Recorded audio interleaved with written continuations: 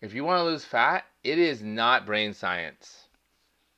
I'll be honest with you. Everybody can tell you, hey, it's your hormones, it's stress, it's your diet, it's your macros, it's your fasting. I truly have designed the quickest physiological way to lose belly fat and weight. And this is after 25 years of doing macros, doing keto, the most awesome workouts, all the things. This is the easy part. So anybody watching the recording, anyone that's struggling, do these things, you're going to lose fat. Bottom line. Follow your timed eating protocol. Don't go over your calorie accountability number. You're going to lose fat. Consume fewer calories than you burn. Burn more than you consume. You're going to lose fat. Move your muscles for 30 minutes a day. Sleep for 7 hours a night. Drink 100 ounces of water a day. You're going to lose fat. But you already knew a bunch of this stuff. In fact, if you've done 19 different weight loss programs, we're all telling you the same things in different ways. I'm a firm believer that fasting is a shortcut and accelerates it because it's harmonizing your hormones, and at the same time, it's aligning and letting your gut microbiome and your digestive system heal. And another weight loss expert will tell you something different. But the bottom line is, if you even did 5 of these, you're going to lose fat. If you did 4 of them, you'd lose fat, just slower. But here's the thing. It's simple physiology and physics. So why doesn't every person just do it? Now, before you beat yourself up and say, yeah, what's wrong with me? No, nothing is. Nothing at all. You, like most people, aren't going into the straight line from aware that you want to lose fat to becoming less fat. That's the straight line, geometry, the straightest line between two. And we've been covering this a lot. Straight line is just doing the actions, thinking the thoughts, feeling the feelings, and having the inner alignment to get from A to B. Like if you wanted to go across the street, you wouldn't walk around the block twice and then go across the street if you wanted to get there quick. You might do that if you wanted to get some more steps in, but that's not, if we're talking efficiency, you're going to go right across the street. Now, the things we covered, and you can review them inside the course, we loop, or we get caught in a thought, we get caught in collecting more information, and we just loop and loop and loop again and again and again, and some new information comes up, another person tells you about stuff, you go in some more loops, and so you never move forward. And then we zigzag. We start with going forward, something happens, we zigzag back, we zig forward again, then we zag back, because life, here's the thing I can guarantee you about life, no matter what your current life situation is, life will keep happening. It doesn't stop. It's going to keep throwing stuff at you. It's going to keep giving you unexpected things. Some things are going to be helpful. Some are going to be, it throws us off. But even if you zigzag, even if you loop, even if you're having trouble staying in the straight line, it's okay. All you have to do is become aware.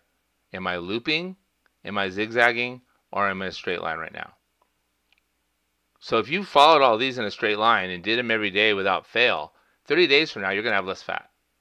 That's physiology. It's physics. I didn't invent your body, but that's the way it works. But why don't we do it? Simple.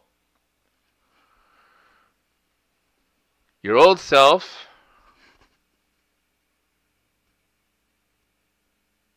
is a combination of your cell function, your metabolism, your hormones, your epigenetics, your muscle, your fat. Your new self, you know this for sure. I'm going to go with blue. Now I'll go with black. Your new self, now well, I'm going to go with, and I have problems with the colors. Well, I'm going to go with white and go over it. Has less, oh no, oh no.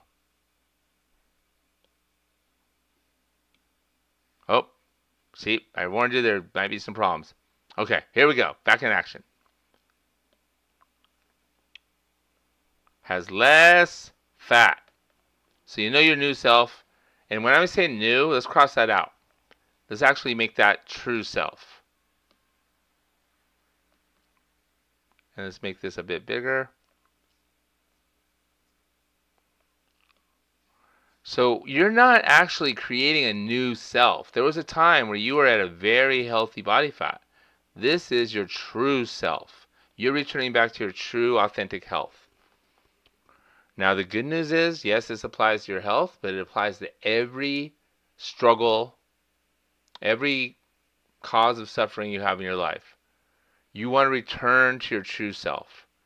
But that means everything you've been doing that has been very familiar, very predictable, very anchored in your past, you have to travel through the unknown now and through the void, through the part that's like, oh, this is weird, this is uncomfortable, like the first time you fast, or the first time you do a workout at 5 a.m. in the morning, or making yourself go to bed by a certain time so you get 7 hours of sleep, or just starting to believe and think in your true, authentic self way. And it feels unfamiliar, unpredictable, and it's your future. You're creating your future right now. You don't create your future tomorrow. You create it right now with the thoughts you're thinking and the actions you're taking. So to become your true self that's less fat and healthy, the best option is to have straight line alignment. And straight line alignment means going through the void of the unknown, the unfamiliar, and having a different experience. And that's where the biology of belief comes in. Your thoughts and your beliefs really matter way more than you think. And sometimes we're not even aware of what we're thinking. We're so familiar and they're so common that we just keep thinking them again and again, and we try to do the action despite our negative thoughts. But our biology of belief is impacting cells, hormones, our genetics, our whole body. So let's talk about your brain. Your conscious mind does 5% of the work. Your subconscious is doing the other 95%. That's where all of your programs are. If you can just wash the dishes and have a conversation and dance around and just do a bunch of stuff while you're washing the dishes, that means you have a program for washing the dishes. It doesn't require a lot of conscious attention. If you are driving home and you have a conversation on the phone or with your friend and you're able to drive without wrecking and you don't have to really pay that much attention to driving, you have a program for it. I call these your run-click programs. Your click-run programs. That means you click the trigger and it runs. These programs, some of them are positive, and some of them are not so positive. Some of them are negative. You have subconscious programs that are working against you, stopping you from straight line alignment. Every human does. You're not alone. And if you're struggling with losing fat, you have programs working against you.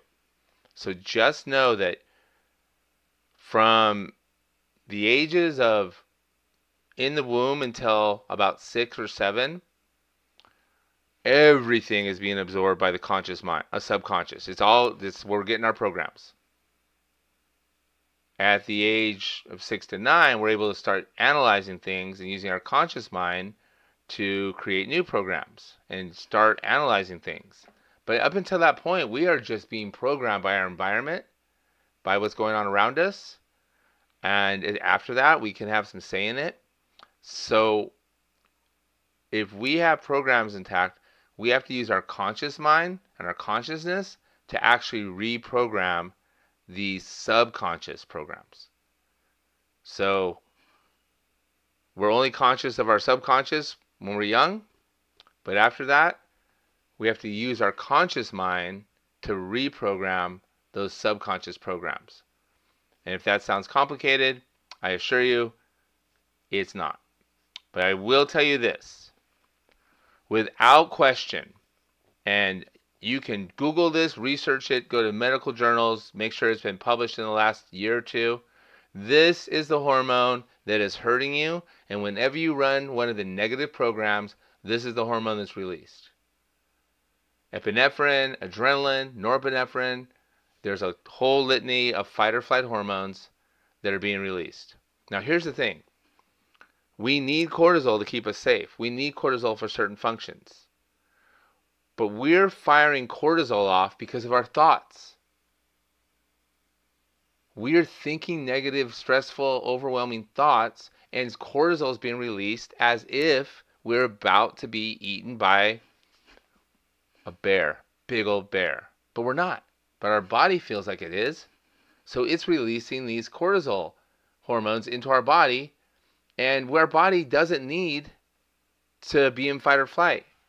It doesn't need to run. It doesn't need to take action. It actually feels like it's in danger, but it's not at all. But our body doesn't know any better. Our subconscious mind doesn't know whether what it's experiencing is actually happening or if it's just from our thinking imagination. Our thoughts, our beliefs, and our perception can trigger the same cortisol response as an actual dangerous environment. And if you're thinking the same stressful thoughts again and again, you are making yourself unhealthy. Recent studies have shown that 95 to 99% of all health issues are related to cortisol levels being too high, stress levels being too high, and these programs just keep running, and unless we are aware of them and do something about them, even if you lose all the weight and do all the steps, you'll gain it back. Because you won't have a shift in your inner body, your inner consciousness. There is a solution for this. And it's a combination. Like, I can teach you all about the brain. I can teach you about your amygdala, which is the emotional center of your body, which really tells you if you're fight or flight. I can tell you about the prefrontal cortex, your anterior cingulate. Like, I spent years studying the brain. When I needed to erase the addictive traits from my life and my brain and my programs, I learned all about it. I learned about it in college, but I learned most about it when I actually needed to apply it to my own life. It doesn't matter how well you understand the brain and how it all functions. You must understand how it's functioning for you and realize that it's more than just nutrition and hormones. Energy coherence, your belief, biology, and lifestyle shifts and environment are huge. Your beliefs matter. We question every belief except the ones we truly believe. Meaning that if you've had a belief for a long time, it becomes subconscious, you're not even aware that it's working against you. And sometimes it takes a lot of evidence, a lot of people telling you something different for you to believe something different. We're sometimes not even aware that a limiting belief is running our show. And beliefs, here's how a belief forms. You have an experience, something happens, there's an event. Oh, look at that. It looks pretty cool. There's an event, and then that event, let's go to negative one. It's an event that happens. Oh, here's a great one. Here's a real life example. I don't know how to swim yet. My uncle decides to pick me up and throw me into a big swimming pool. I feel like I'm drowning. It's scary. So the event was me being thrown into the swimming pool. The emotion I felt right away was fear. And then I also felt sort of betrayed because everyone made fun of me. And then I felt less than because everyone else they threw in the pool was swimming, not me. I was panicking, scared to death. So I didn't learn to swim until I was like 12. And even today, I'm not a very good swimmer, nor do I like the water. All because of that belief that got triggered. But an event's not enough. In order for a belief to form, there has to be an event and a strong emotion. Strong, powerful emotion. Same thing if you win your first basketball game and your parents just love on you and tell you how great you are right afterwards. You could right away establish the belief that when I win, I'm more lovable and I love to win now. It's awesome. So our positive beliefs and our negative beliefs, those programs need a thought around the event and they need a strong emotion. Without a strong emotion, the belief doesn't stick. But that's how they get hardwired. And the interesting thing about a belief is after you have it, your subconscious is called your RAS, your reticular activating system. They're looking for evidence of your belief. So you look for them and you'll find them. So know that your beliefs are biological and they were created from an event, the thoughts and stories around the event, and the strong emotion that happened. Okay, they're there. Some of them are not helping you. I know that because you're human. And some of us have these beliefs. I'll never find love. I can't lose weight. It's too hard. I'll never change. I'm not good enough. My life isn't very good. I don't deserve it. I'll never find the right job. So I'm going to introduce you to something called run-click programs. Click-run programs. But here's some more. I'd never have enough time. Oh, I'm so tired. I don't have enough energy. I'm too many things to focus on. My attention is all over the place. I'm a great multitasker, but I just have too many things to do. I don't have enough money. I'm not good enough. And the scariest one for humans is to be rejected, unwanted, unloved,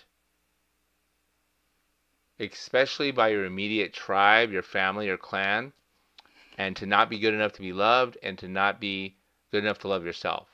And that is a deep fear. And the other one's I'm scared of dying. It's another one. But that one's a little bit more metaphysical. But I want you to know that these are automatic beliefs and programs that trigger a whole cascade of things. I call them your click-run programs. So imagine that your brain is an organ. No, you don't have to imagine that. I'm going to tell you. My arm is an organ. My heart is an organ. My brain is an organ. All of us have an organ called the brain. Now what's different is we all have different programs running in the brain. So I'm going to invite you to imagine that you have a very powerful microprocessor inside your brain, and your brain is a circuit of programs. And just like a computer, you click on the app, and it runs. And it clicks, you click it, it runs automatically. So a click is a trigger. A person, a memory, an emotion, and then when that trigger clicks your program, it automatically runs. Sometimes it's a cue. Like if I walk into the bathroom, I'm most likely gonna, I know if I go to the bathroom, I'm either going to shower, brush my teeth, or use the bathroom, or clean. But normally it's going to be want to use the bathroom, and then I know my body tells me I have to use the bathroom, so I get up to go to the bathroom, I get inside the bathroom, I run the bathroom program. That's a simple one. But there's people that trigger us. There's words that trigger us. There's certain things that someone we love can say to us, and it triggers us. And it can trigger the not enough time program. And it can trigger a litany of different programs, and I call them your self-protective programs. And those are the ones we have to be aware of. Those are the ones we actually want to change. Because we have a desire. And by the way, your desire comes from your purpose. And it was there with you since you were a little kid. And it will always be with you. And a desire is not a want. It's not selfish. It's who you are. It's how your Creator programmed you. And our desire leads us to the impact we're going to have on the world. And it means a way you want your body to look and feel, a way you want to impact others. It could also mean something you really want to contribute and desire to contribute to the world. Now, our beliefs, our thoughts, our emotions, our actions and habits and values, if they don't align with our desire, our intention, our life situation doesn't match what we want. And the body is the quickest way to see if that's happening. We cannot carry out our life purpose and desires without a healthy body. It has to be at least healthy enough to function. But the healthier it is, and the more functional it is, the easier everything works. So know that it's all connected. But these beliefs, they are standing in the way. Now, when you have a desire and a purpose, you have intentions. You have a health intention, a financial intention, a relationship intention, an impact intention. This is like the impact your Creator put you on this planet to do. All of us are on this planet to do something that impacts others in a positive way, but we've got to work through our own programs in order to do it usually. In fact, it's through working through the programs that we can do it. So it's all good, but just realize that these click-run programs are getting in the way. Now, here are the things that can work for us or against us. Your physical body. This includes your fat to muscle content. This includes your digestion, your cardiovascular health. It includes your ability to move around and function. It includes pain and disease. Things that distract you from staying aligned. Your body. It can be a big distraction, a hindrance, or it can be a tremendous asset. It can be a struggle, or it can be a strength. Your life situation, your living environment, the amount of money you have or don't have access to, the type of work you spend your day doing, time, huge one. Identifying with time as in I don't have enough, or I'm bored because I have too much, or projecting into the future when things are going to be so much better, or remembering the past when either things were better then than they are now, or regretting mistakes you made or you should have done it differently. All of that distracts you from your straight line. All of that takes you out of alignment. But time can also be a strength. A big one is attention. I coached someone for an hour today, and it's someone that was doing very, very well. He's lost all of his money. He's using drugs. He's homeless, and him and I have been friends for over 20 years, and I have not talked to him for over 5. And I spent an hour with him, and the first thing is become aware of where your attention's going. What are you paying attention to right now? Are you paying attention to what you're doing? Are you paying attention to what you want or what you don't want? What you love or what you wish didn't exist? And I invite you at all points of the day, do an attention check. Where am I directing my attention? Because your attention is your authentic energy. It's your spiritual energy. It is your quantum energy. Where your attention goes, your energy flows. It's 100% true. But it's not like you're shooting a laser beam out of your eyes to pay attention to something. But actually you sort of are.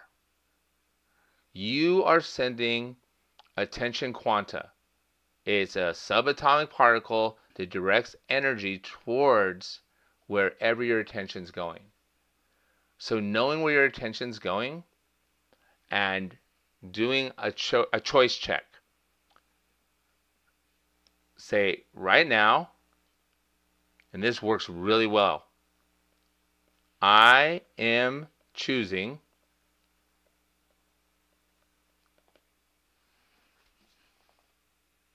so whatever you're doing right now, like if I do an attention check right now, I am choosing to teach about authentic health and alignment.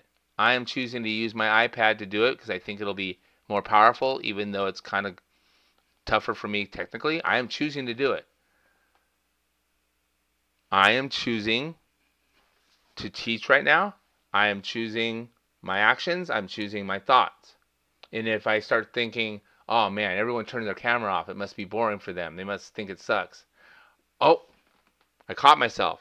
I'm choosing to teach the best I can, no matter who has their video on, who doesn't. I made a choice. So I am choosing are very powerful words.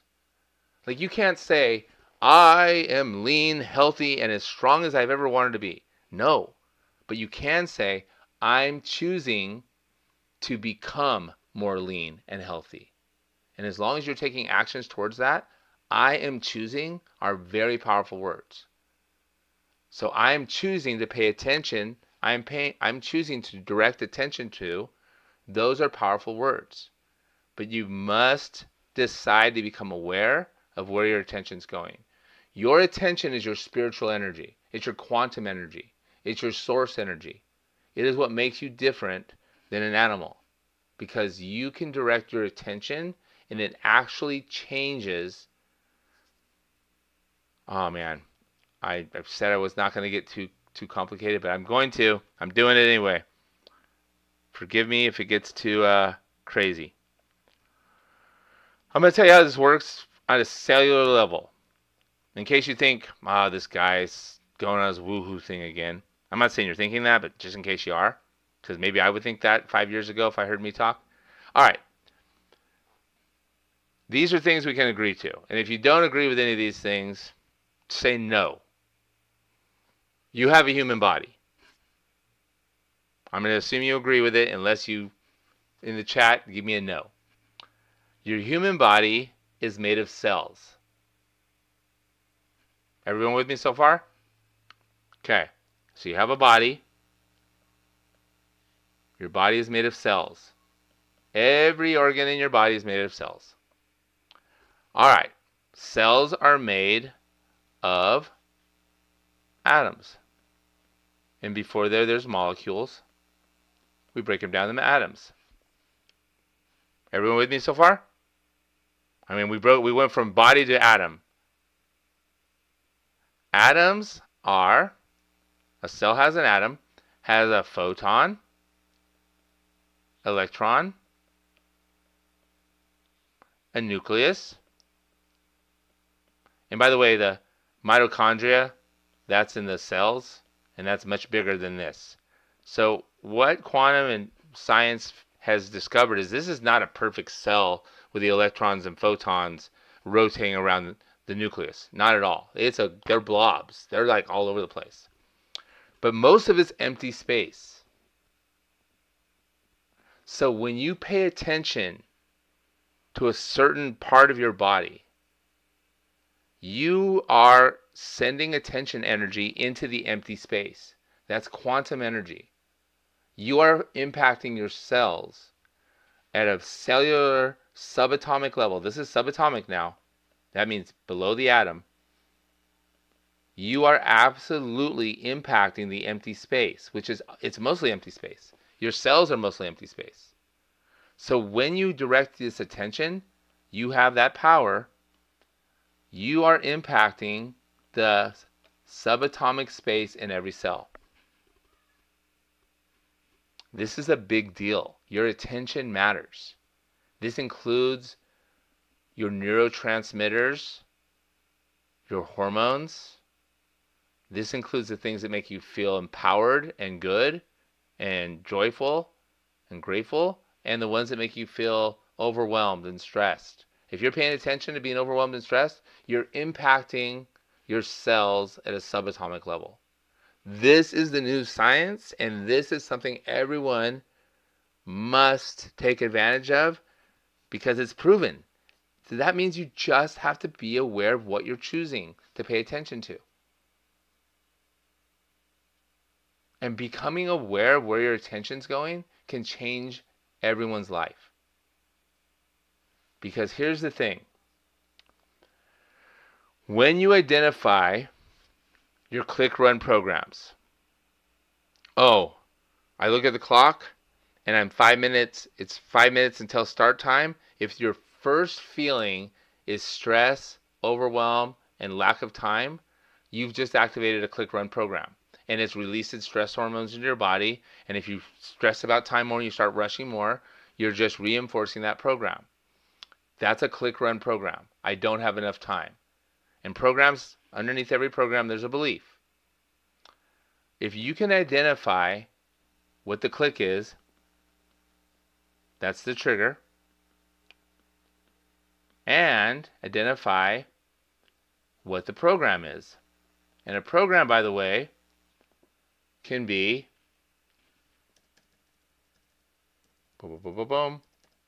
A program can be an emotion. We memorize emotions. They're programmed into our brain, into our neurosystem. We definitely behaviors, definitely thoughts. So click, the program runs, and the emotion, the behavior, the action, the thought automatically start running. And we're not even aware of it. We just so familiar. And some of them are SP programs trying to keep us safe, but becoming aware of them and identifying them as either aligned or misaligned. Let's see. So ask yourself, whenever you feel a program running, whether it's an emotional program, whether it's a behavior, an action, a thought program, it's going to feel familiar. But ask yourself this question. Is it aligned? Means serving you? Or for some reason I don't like the word misaligned. It sounds like I'm talking about cars. Is it not aligned? Is it in alignment with your true self and what you desire? Or is it misaligned? And you just have to identify it and pay attention to it. Don't judge it.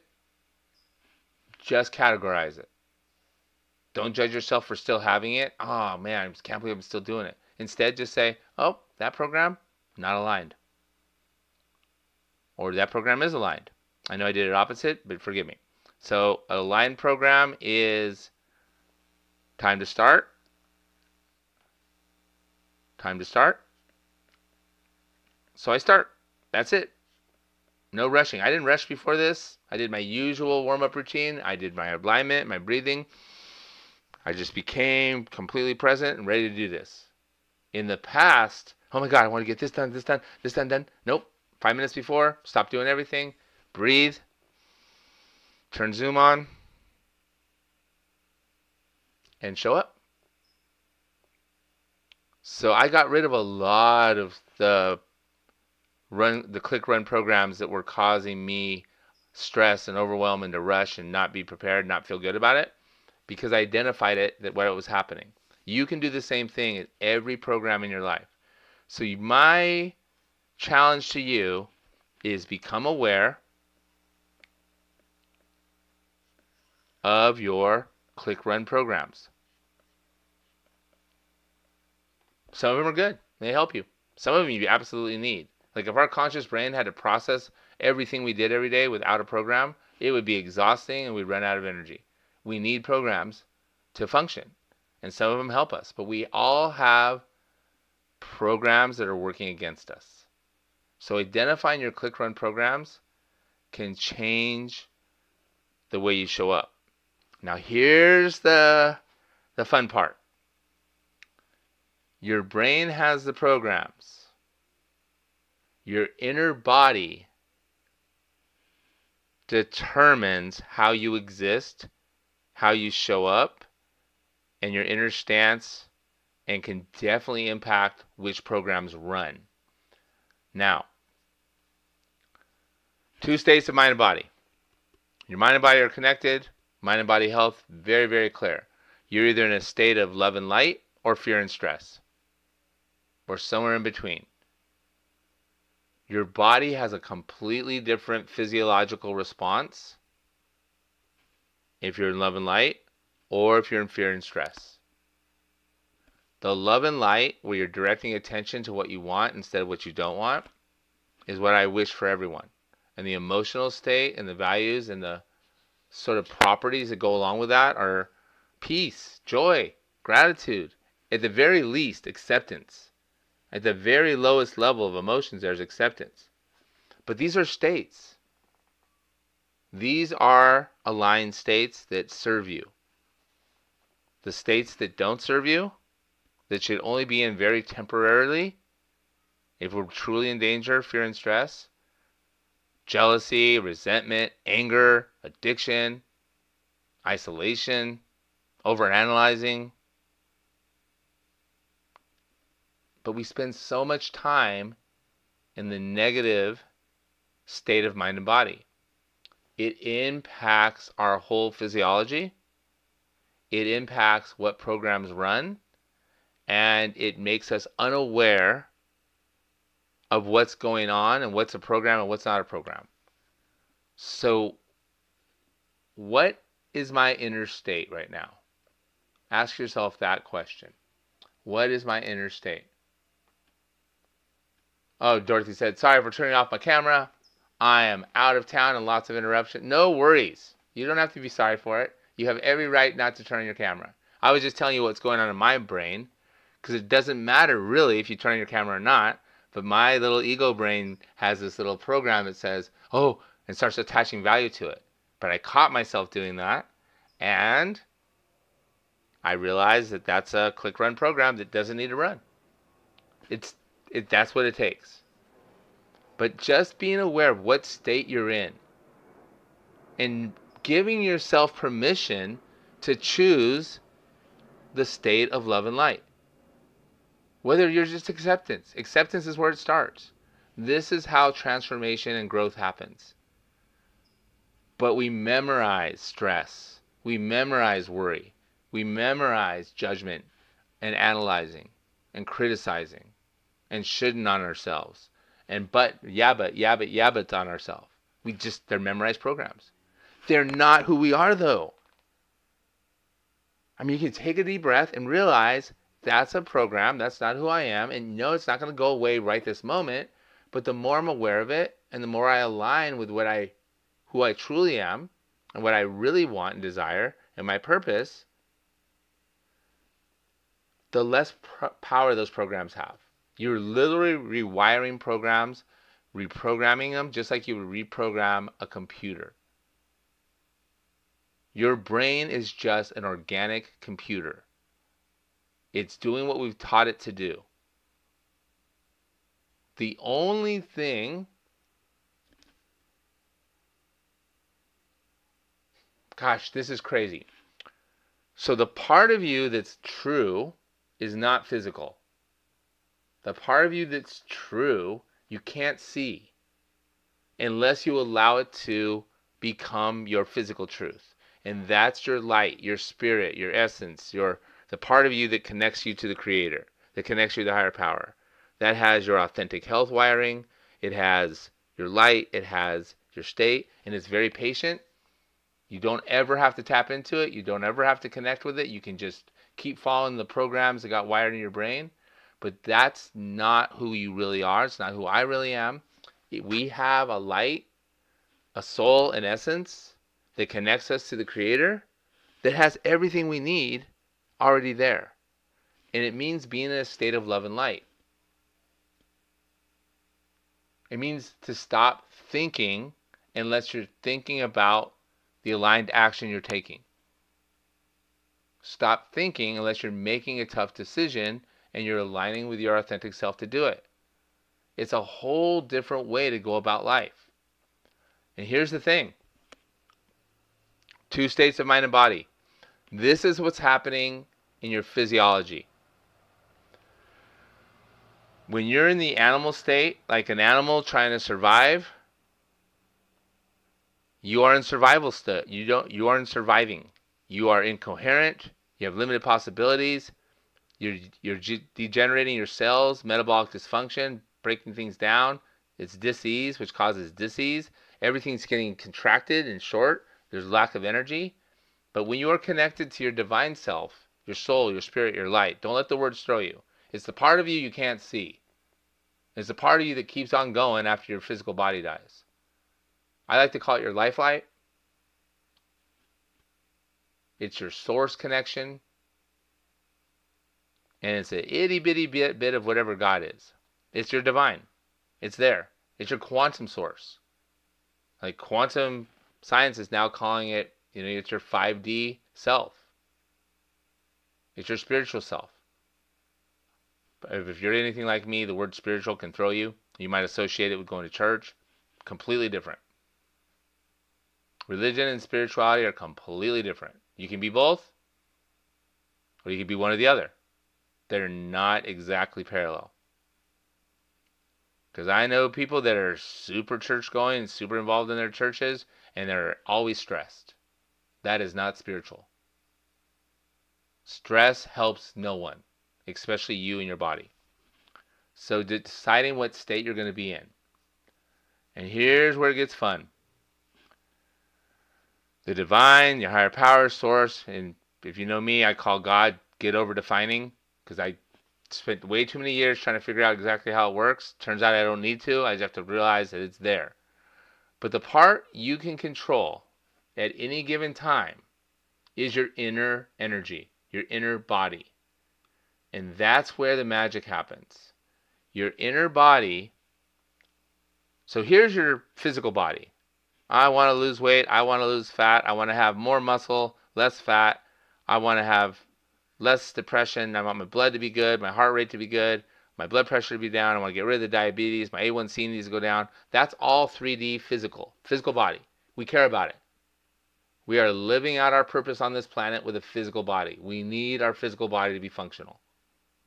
But I have helped too many people lose 20 to 100 pounds in too many different ways to see them all gain it back because they didn't change their inner body. I've seen too many people that have addictions go back to their addictions. I've seen too many people say they would get out of the toxic relationship and they stay in it, then they get out of it finally, and they get in another toxic relationship that's almost identical. Like we keep repeating the same problems because we don't change our inner body. Your inner body is more than your identity. It is your emotional energy state. It is how you decide to show up and exist. It's your stance. It's your beliefs about yourself and the perceptions of the world. And the more you can allow this divine part of you, your light, I like to call it your life light, the more you can let that steer your inner body, the more aligned you'll be automatically. And that's the alignment practice. The whole alignment practice is you connecting with your light. It's allowing your light to impact your inner body. Because when your inner body changes and shifts, it has an epigenetic impact on your cells. That's where the science meets. That's where the science meets the road. When your inner body shifts, it affects your epigenetics. And your cells, when they replicate and they duplicate and they create new cells, it's creating a healthier version of the cell. It's affecting your epigenetics, and that means it's affecting your whole family. Epigenetics, you don't have to wait till you have kids, or if you already had kids, you're not going to have kids. It doesn't matter. It impacts your entire family when you shift your epigenetics. And it has an impact on all these things.